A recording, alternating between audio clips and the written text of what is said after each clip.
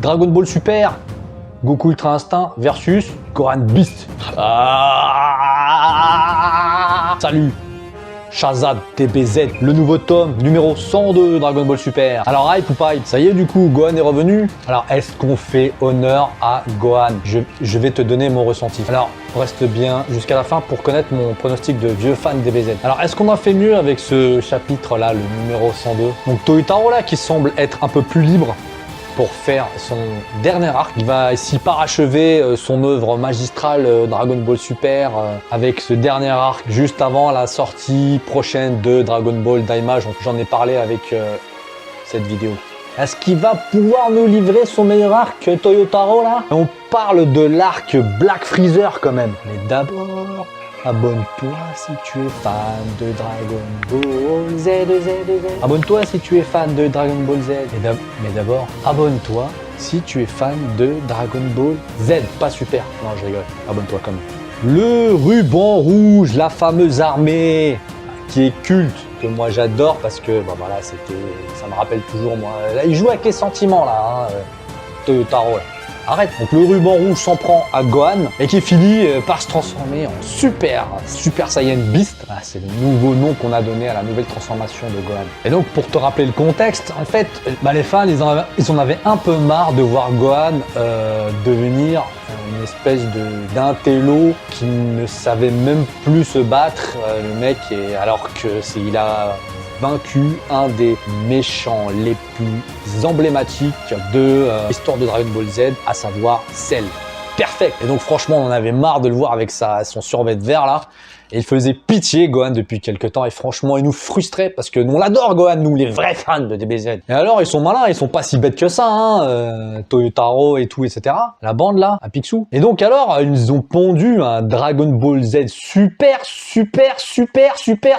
héros. Le nom du dernier OAV. Alors je sais plus combien de fois il y a le mot super dedans. Et dans cet OAV, ils nous ont remis au premier plan Gohan avec une nouvelle transformation, Gohan Beast, voilà. Et puis on a même mis au premier plan Piccolo, parce que finalement c'était les deux laissés pour compte de l'univers de Dragon Ball, alors qu'on adore ces persos. C'est ainsi que naquirent Piccolo Orange et Gohan Beast. Et donc pour revenir un peu dans l'histoire du dernier tome, hein, de Dragon Ball Super, eh ben, quand Gohan se transforme en Gohan Beast, que voilà, l'armée du ruban rouge, il y a les deux petits sbires là, les deux méchants restants là, qui manipulent un peu les deux Great Saiyaman, là, Trunk et Goten, pour les retourner, je crois, contre Gohan, qui finalement lui s'énerve cette fois. Qui est-ce qui se réveille? Qui est-ce qui se réveille à chaque fois qu'il y a une big puissance qui explose dans l'univers? Goku sent la puissance de Gohan et qu'est-ce qu'il fait? Ah, moi je l'aime bien Goku. Le mec, à chaque fois qu'il sent la puissance de quelqu'un, il peut pas s'empêcher, il faut qu'il aille se battre. Et donc là, tout de suite, il rentre sur Terre depuis la planète de Beerus et il est étonné, il est ébahi. Il s'attendait pas à cela. C'était Gohan, son fils, qui était devenu un gros loser entre-temps à force de bûcher sur ses... à force de bûcher en tant que... Parce qu'il est devenu quoi? Avocat, je crois. Ouais, c'est ça. Avocat? Ouais, je sais plus. Je me rappelle juste qu'à un moment, il étudiait les fourmis à un moment. N'importe quoi, mais en même temps, c'est drôle.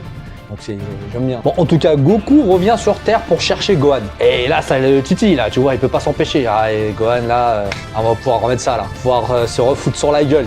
Hein, ça faisait longtemps entre père et fils, hein.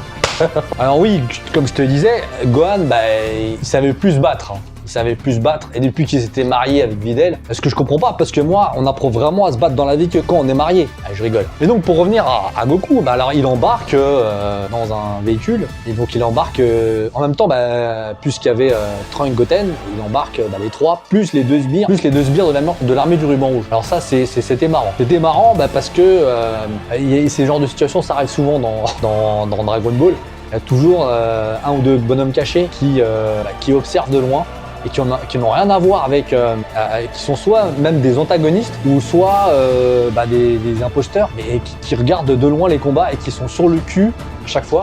Mais ça me rappelle un peu que ce soit Satan et Hercule dans le jeu de Cell, ou même les différents animateurs des Budokai Tenkaichi là, qui sont pros jusqu'à la fin, alors qu'il y a tout qui explose, ils sont là. Et du coup, j'ai l'impression que les deux sbires, c'est un peu ce genre de rôle qu'ils vont tenir, parce qu'en plus, je crois que quand ils arrivent sur la planète, bah, y en a un qui fait écoute, vas-y, tu tiens bien la caméra là, c'est bon, on va commencer là. Bon, ça c'est bien parce que ça rappelle un peu, bah, c'est l'esprit des BZ, bon, c'est pas mal. Quand c'est amené subtilement, moi je suis plutôt content, tu vois. Et donc sur la planète de Beerus, bien sûr, on retrouve tous ceux qui s'entraînaient, hein, les Vegeta, Broly, plus bah, les deux compagnons de Broly, Beerus, oui, bah, ils vont faire une pause, tu vois, quand ils voient les autres venir, ils vont faire une pause, ils vont tiens, allez, bah, on va faire une petite pause, et puis ils commencent à faire des commentaires sur les combats qui arrivent. Et ça c'est marrant. Et c'est marrant de voir que Vegeta va encore s'énerver parce que bah, son fils Goten, son fils Trunks, bah, il s'est pas tant entraîné que ça, même s'ils se disent, même si finalement Goten et Trunks continuent à faire les justiciers et à se battre, je suis pas sûr qu'ils aient gardé un si bon niveau que ça parce que bon, pour garder un bon niveau, il faut aller se mesurer contre des gens beaucoup plus puissants. Et donc voilà, bah, on ne va pas tarir de sarcasme Vegeta lorsque on va avoir le premier combat entre Gohan et les deux qui vont d'ailleurs à un moment fusionner pour redevenir le gros Gotenks. Donc la fusion va encore rater. Ah, par contre, franchement, là, une blague, tu vois, tu l'as fait une fois, quand tu l'as fait deux fois, trois fois, c'est plus drôle. Donc là, pour moi, bon, c'était un peu à jeter. Mais bon, ça me désole un peu de voir que bah, c'est eux qui vont devenir les nouveaux laissés pour compte. Finalement, on a toujours quelqu'un qui est sur la touche. Bon, après, voilà. Dans un match de foot, c'est un peu pareil, quoi. Tu vois, quand il y a quelqu'un qui a sur de gloire, et ben, il y en a peut-être un autre qui est sur la touche à ce moment-là. Bon, pour les points négatifs, franchement, les dessins de Toyotaro, non, je peux pas, les gars, je peux pas. Franchement, j'essaye. Hein. Je lis Dragon Ball Super et je regarde aussi l'anime.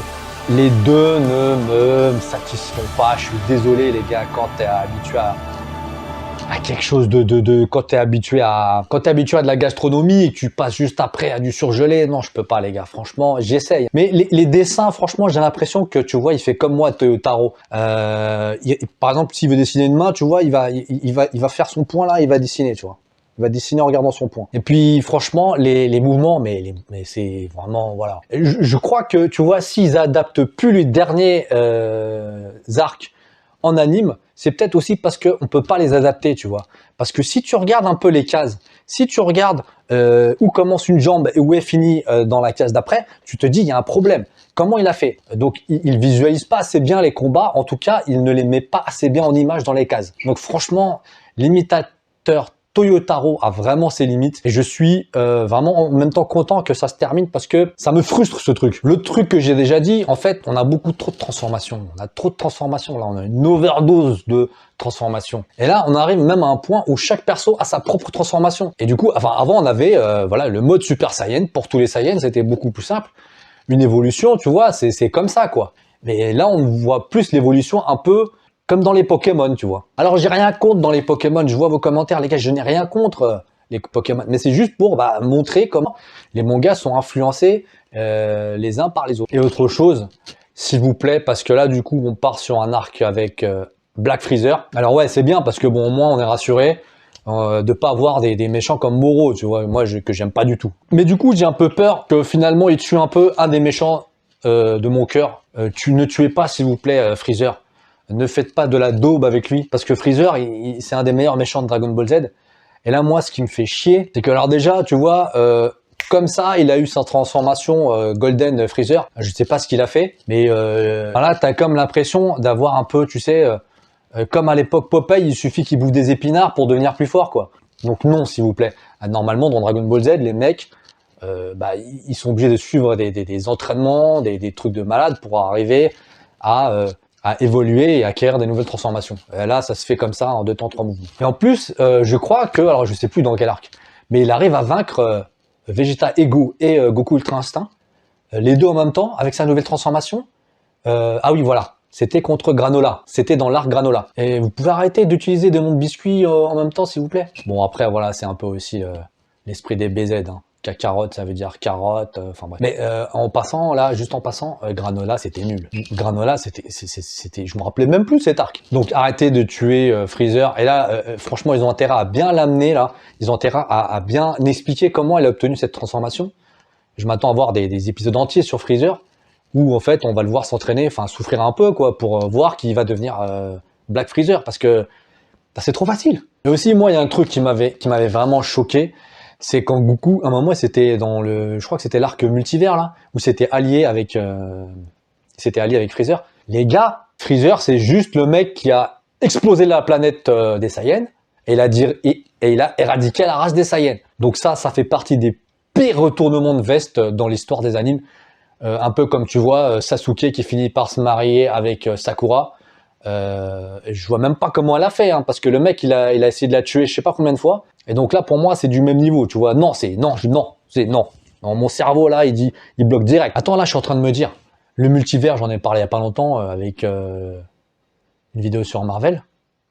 Attends, ce serait pas ça le multivers, la raison de la régression des êtres humains? Bon, alors mon petit pronostic rapidement. Est-ce qu'il va réussir à déployer son plein potentiel dans ce dernier arc? Moi, je ne pense pas parce qu'il est très limité au niveau dessin. Moi, c'est ça qui me gêne le plus. Après, voilà, on peut avoir quelques petites bonnes surprises. J'ai quand même très peur qu'on finisse par vraiment gâcher et faire de Freezer un truc vraiment, voilà, un truc trop bizarre. J'ai peur qu'on fasse de Black Freezer un méchant en carton. Et comme je disais, il faudra bien l'amener. Il faudra aussi trouver de bons prétextes pour faire se rencontrer les différentes transformation des différents personnages. Sinon, on aura l'impression de voir le jeu vidéo Dragon Ball Fighter Z, tu vois. Et moi, je veux rappeler que DBZ, c'était plus que ça. C'était avant tout une histoire, un scénario, beaucoup de suspense, des personnages et surtout des méchants terrifiants, redoutables et qui devenaient cultes par la suite. Malheureusement, ça, je ne l'ai pas vu avec Dragon Ball Super. J'espère qu'on en verra un peu plus là avec ces derniers arcs. Merci, pouce bleu, commentaire, abonne-toi pour connaître la suite du meilleur shonen de tous les temps. Enfin, peut-être plus maintenant, mais il le fut, jadis. Allez, ciao!